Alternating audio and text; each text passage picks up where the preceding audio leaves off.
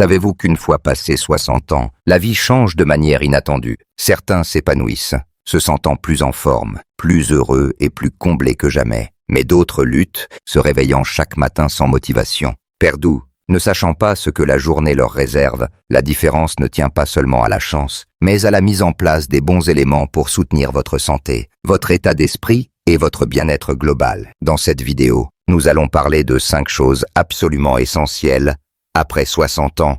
Si vous ne voulez pas vous retrouver malheureux, ce ne sont ni des luxes, ni des objectifs irréalistes, mais des composantes fondamentales d'une vie épanouie que beaucoup négligent jusqu'à ce qu'il soit trop tard. Sans elles, la vie peut devenir frustrante, solitaire et même malsaine, mais lorsqu'elles sont en place, chaque jour devient plus significatif, plus joyeux et plus gratifiant. Restez jusqu'à la fin, car la dernière est souvent ignorée jusqu'au jour où l'on réalise qu'une partie de soi s'est perdue. À la fin, vous aurez une vision claire de ce qui compte vraiment et de comment vous assurer d'avoir ces éléments pour les années à venir. Allons-y! Premièrement, un fort sentiment de sens à la vie. Après 60 ans, la vie a adopté un rythme différent. Pendant des décennies, la plupart des gens sont occupés à élever des enfants, à construire une carrière, à assumer des responsabilités. Mais avec la retraite ou le départ des enfants, quelque chose change. Les journées structurées qui donnaient un sens à la vie s'estompent. Et pour beaucoup, cela peut mener à un sentiment de vide. C'est pourquoi avoir un fort sentiment de sens est absolument essentiel. Sans cela, les journées semblent longues,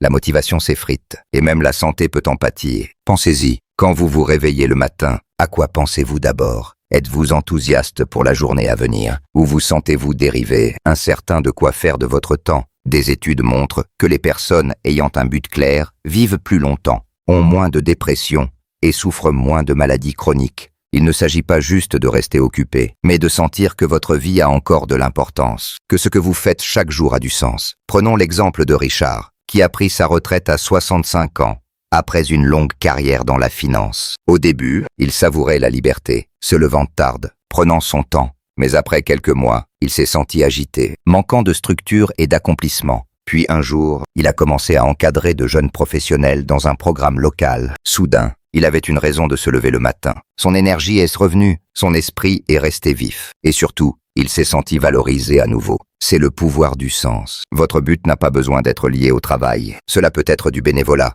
apprendre une nouvelle compétence, aider vos petits-enfants, écrire, peindre, jardiner, n'importe quoi qui vous engage et vous donne un sentiment de contribution. L'essentiel est de vous réveiller chaque matin en sachant que vous avez quelque chose de significatif à faire, sans but. La vie après 60 peut ressembler à une lente dérive vers l'inéluctable. Mais avec un but, chaque jour devient une opportunité de grandir, de donner et de profiter de la vie pour laquelle vous avez tant travaillé. Et le meilleur, il n'est jamais trop tard pour trouver un nouveau sens à votre vie, où que vous soyez. Deuxièmement, des relations sociales significatives. L'une des plus grandes erreurs après 60 ans est de s'isoler. Peut-être que la retraite change vos interactions quotidiennes, que de vieux amis déménagent, ou que la famille est prise par ses propres vies, quelle qu'en soit la raison. Trop de seniors passent plus de temps seuls qu'ils ne l'avaient prévu. Un peu de solitude peut être apaisante, mais trop est dangereux. Le manque de connexion sociale significative n'est pas seulement mauvais pour votre humeur, il peut nuire gravement à votre santé physique et mentale. La solitude est liée à tout, de l'hypertension à un système immunitaire affaibli,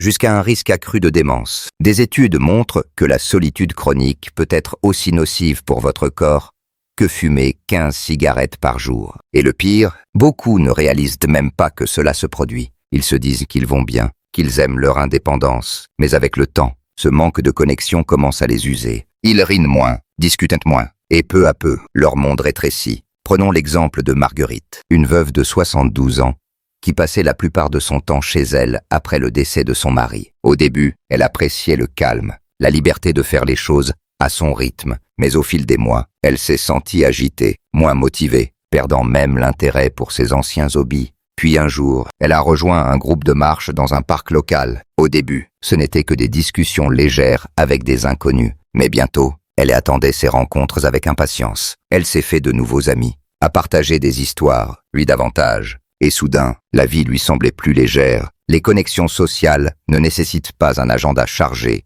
ou des sorties constantes. Il s'agit de qualité, pas de quantité. Quelques bons amis, un groupe soudé, ou même des appels réguliers avec la famille peuvent changer la donne. La clé est la régularité. Avoir des gens dans votre vie qui prennent de vos nouvelles, partagent des moments avec vous et vous rappellent que vous n'êtes pas seul. Si vous vous repliez sur vous-même, faites l'effort de vous reconnecter. Rejoignez un club, suivez un cours, faites du bénévolat ou contactez un vieil ami. Cela peut sembler inconfortable au début, mais cet appel ou cette invitation acceptée pourrait tout changer. La vie est faite pour être partagée. Et après 60 ans, avoir des connexions sociales fortes n'est pas juste agréable, c'est nécessaire. Si vous regardez encore cette vidéo et trouvez ces conseils précieux, laissez un commentaire avec le numéro 2 ci-dessous pour me le faire savoir. Et si vous n'êtes pas encore abonné, je vous recommande de vous abonner et d'activer la cloche pour ne manquer aucune vidéo. Votre soutien nous aide à continuer à créer du contenu pour vous informer et vous inspirer. Troisièmement, force physique et mobilité. Après 60 ans, la manière dont vous prenez soin de votre corps détermine votre degré de liberté pour les années à venir. Certains pensent que devenir plus faible, plus lent ou plus fatigué est simplement normal avec l'âge. Mais voici la vérité. Perdre force physique et mobilité ne vient pas seulement du vieillissement, mais du manque d'action pour les préserver. Si vous ne priorisez pas votre santé physique maintenant, cela vous rattrapera plus tard. Le déclin n'arrive pas d'un coup. Au début, ce sont de petites choses, devoir s'asseoir plus souvent, ressentir des courbatures après avoir porté des courses. Remarquez que les escaliers demandent plus d'efforts qu'avant. Puis, avant que vous ne vous en rendiez compte, ces petits défis deviennent de vrais obstacles, des tâches simples, comme se lever d'une chaise, marcher autour du pâté de maison ou ouvrir un bocal, deviennent difficiles. Et une fois la mobilité perdue, il est incroyablement difficile de la récupérer. Prenons l'exemple de Paul, 68 ans, qui était autrefois actif, mais a arrêté l'exercice après la retraite. Au début, il ne remarquait pas de grande différence, mais avec le temps, il s'est senti plus faible. Ses jambes étaient raides le matin, il évitait les longues marches à cause de douleurs aux genoux. Et il se servait de ses bras pour se lever d'une chaise. Puis un jour, il a trébuché sur les marches de son entrée, non pas parce qu'elles étaient trop hautes, mais parce que ses jambes n'étaient pas assez fortes pour réagir rapidement. C'est alors qu'il a réalisé qu'il ne vieillissait pas simplement, il perdait son indépendance. La bonne nouvelle, c'est que la force et la mobilité peuvent s'améliorer à tout âge. Il n'est jamais trop tard pour commencer. Des simples exercices, comme la marche, un entraînement léger de force ou des exercices d'équilibre, peuvent garder vos muscles forts, vos articulations souples et votre corps capable de gérer la vie quotidienne. Des études montrent que les seniors qui pratiquent régulièrement un entraînement de force ont moins de risques de chute, une meilleure santé cardiaque et même une fonction cérébrale améliorée. Et voici quelque chose que beaucoup ignorent. La perte musculaire n'affecte pas seulement la force, elle impacte le métabolisme, les niveaux d'énergie et même l'immunité. Moins vous avez de muscles, plus votre métabolisme ralentit, ce qui facilite la prise de poids et rend plus difficile de rester énergique. Un système immunitaire affaibli vous rend plus vulnérable aux maladies, aux blessures et à des récupérations plus longues. Comment commencer? Restez simple. Marchez 20 minutes par jour. Faites quelques squats ou levées de jambes en regardant la télévision. Essayez des exercices de résistance légers avec de petits haltères. L'objectif n'est pas de devenir bodybuilder, mais de garder votre corps assez fort pour vous soutenir. Chaque petit effort compte, et plus vous commencez tôt, plus vous aurez de contrôle sur votre mobilité et votre indépendance dans les années à venir. Si vous regardez encore cette vidéo et trouvez ces conseils précieux, laissez un commentaire avec le numéro 3 ci-dessous pour me le faire savoir. Quatrièmement, stabilité financière et tranquillité d'esprit. L'une des plus grandes sources de stress après 60 ans n'est pas la santé, c'est l'argent. Même si vous avez travaillé dur toute votre vie, épargnez ce que vous pouviez et planifiez votre retraite. Les soucis financiers peuvent s'insinuer. Les dépenses ne disparaissent pas parce que vous avez arrêté de travailler. En fait, pour beaucoup, elles augmentent. Factures médicales, entretien de la maison, urgences et imprévus. Tout s'additionne. Et si vous n'êtes pas préparé financièrement, le stress seul peut nuire à votre santé, vos relations et votre sentiment général de sécurité. Voici la réalité. La stabilité financière ne se résume pas à avoir un gros compte en banque. Il s'agit de savoir que vous êtes couvert, de pouvoir gérer des dépenses inattendues sans paniquer, de se sentir confiant que vous n'aurez pas à dépendre des autres ou à changer drastiquement de mode de vie pour joindre les deux bouts. Des études montrent que le stress financier peut augmenter le risque de maladies cardiaques, d'anxiété et même de déclin cognitif. Pourtant, beaucoup évitent de penser à leurs finances jusqu'à ce qu'une crise les y oblige. Prenons l'exemple de Barbara Poitentan, qui pensait que ses économies de retraite suffiraient pour des années. Elle vivait confortablement, couvrant ses besoins sans souci. Mais ensuite, son droit a nécessité des réparations majeures. Et peu après, une facture médicale inattendue est arrivée. Soudain, elle puisait dans ses économies plus vite que prévu. Et l'anxiété s'est installée. Chaque achat devenait stressant. Chaque facture la rendait nerveuse. La pression financière n'était pas seulement une question d'argent, elle affectait tout son bien-être. Mais voici la bonne nouvelle. La sécurité financière peut se construire même plus tard dans la vie. Commencez par savoir où vous en êtes. Si vous n'avez pas revu vos finances récemment, prenez le temps de tout examiner. Vos économies, vos dépenses, vos investissements et les coûts futurs potentiels. Comprendre ce que vous avez et ce dont vous pourriez avoir besoin peut vous donner de la clarté et vous aider à prendre des décisions éclairées avant que les problèmes ne surviennent. Un autre facteur clé, réduire les dépenses inutiles. Beaucoup surpayent pour des choses sans s'en rendre compte. Assurances, abonnements, services dont ils n'ont plus besoin. Réduire même de petites dépenses peut s'accumuler avec le temps, créant un coussin pour les urgences. Et si vous craignez de survivre à vos économies, envisagez des options de revenus à temps partiel. Beaucoup de retraités trouvent joie et sens dans de petits emplois secondaires, du conseil ou même en transformant des hobbies en source de revenus. Enfin, n'ignorez pas l'importance de planifier les dépenses médicales et de soins à long terme. Les coûts de santé peuvent être l'un des plus grands fardeaux financiers plus tard dans la vie, et avoir la bonne assurance ou stratégie financière peut faire une énorme différence dans votre capacité à gérer ces coûts sans stress. La tranquillité financière n'est pas seulement une question de chiffres, c'est une question de liberté. C'est savoir que, quoi qu'il arrive, vous contrôlez votre avenir. Et quand vous avez cette sécurité, tout dans la vie semble un peu plus léger. Si vous regardez encore cette vidéo et trouvez ces conseils précieux, laissez un commentaire avec le numéro 4 ci-dessous pour me le faire savoir. Cinquièmement, un sentiment de croissance personnelle et de curiosité. Après 60 ans, beaucoup font l'erreur de penser que leurs meilleures années sont derrière eux. Ils s'installent dans des routines, évitent les nouveaux défis et cessent de se pousser à apprendre ou à vivre de nouvelles expériences. Au début, cela peut ne pas sembler grave, mais avec le temps, quelque chose se produit. Ils se sentent coincés, la vie devient répétitive. L'excitation,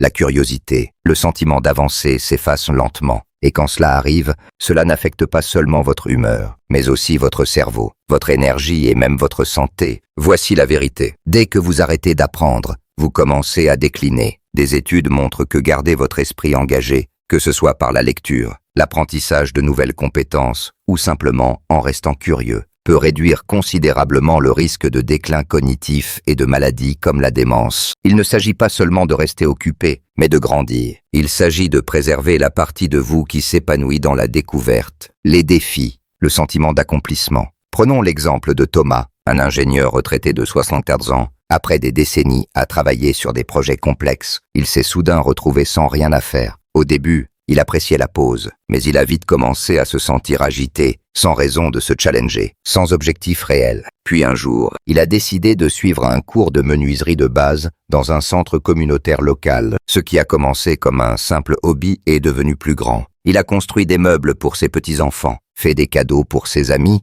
et a même commencé à vendre de petites pièces sur un marché local. Mais plus que cela, il s'est senti vivant à nouveau. Apprendre quelque chose de nouveau lui a donné un but, de la confiance et une nouvelle perspective sur la vie. La croissance personnelle ne signifie pas retourner à l'école ou entreprendre de grands projets. Cela peut être aussi simple que lire de nouveaux livres, apprendre une langue, jouer d'un instrument ou essayer différents types de puzzles ou défis mentaux. L'objectif n'est pas la perfection, c'est l'engagement. C'est rester intéressé par la vie. Gardez votre esprit vif, votre créativité active et votre monde en expansion plutôt qu'en rétrécissement. Et voici quelque chose que la plupart ignorent. La curiosité vous garde jeune. Les gens qui restent engagés dans l'apprentissage ont tendance à être plus optimistes, plus adaptables et même plus sociaux. Cela vous donne des sujets de conversation, des choses à attendre avec impatience et une raison de rester excité par l'avenir. Alors, posez-vous la question. Quand avez-vous appris quelque chose de nouveau juste pour le plaisir? Quand vous êtes-vous défié d'une manière qui vous a rendu fier? Si cela fait un moment, peut-être est-il temps d'explorer quelque chose de frais. Parce que la vérité est que dès que vous arrêtez de grandir, vous commencez à vous faner. Mais quand vous continuez à vous pousser à apprendre, à explorer et à rester curieux,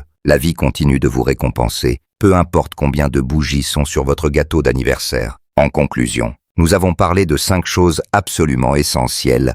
Après 60 ans, Si vous voulez vivre une vie heureuse et épanouie, un fort sentiment de sens, des connexions sociales significatives, de la force physique et de la mobilité, une stabilité financière et une croissance personnelle. Chacun de ces éléments joue un rôle crucial dans la construction de votre avenir. Sans eux, la vie peut devenir vide, stressante et même isolante. Mais avec eux, chaque jour semble plus gratifiant, plus agréable et plus à vous. Prenez un moment pour réfléchir. Quels domaines avez-vous déjà en place et lesquels pourraient demander un peu de travail? Vous réveillez-vous avec un sentiment de sens? Avez-vous des gens dans votre vie qui vous soutiennent et vous élèvent vraiment? Prenez-vous soin de votre corps, le gardant fort et mobile? Vous sentez-vous assez sécurisé financièrement pour profiter de votre retraite sans souci? Et surtout, continuez-vous à grandir en tant que personne, à apprendre, à explorer et à vous défier? Si l'un de ces éléments vous manque, ne remettez pas les changements à plus tard. De petites étapes aujourd'hui peuvent mener à d'énormes améliorations dans votre bonheur, votre santé et votre bien-être global. La clé est de rester engagé, connecté et de continuer à avancer. Car la vie ne s'arrête pas à 60 ans, en bien des façons. Elle ne fait que commencer. Merci de nous avoir rejoints aujourd'hui. Nous aimerions avoir de vos nouvelles. Laissez un commentaire ci-dessous et partagez une chose que vous avez apprise aujourd'hui et comment vous comptez l'utiliser dans votre vie. Vos pensées sont importantes pour nous, alors n'hésitez pas à les partager. Vos commentaires nous motivent et nous encouragent. Si vous avez aimé cette vidéo et l'avez trouvée utile, merci de liker, de vous abonner et de partager. Votre soutien nous aide à continuer à créer du contenu pour vous informer et vous inspirer. Merci de nous avoir regardés et nous avons hâte de vous retrouver dans la prochaine vidéo.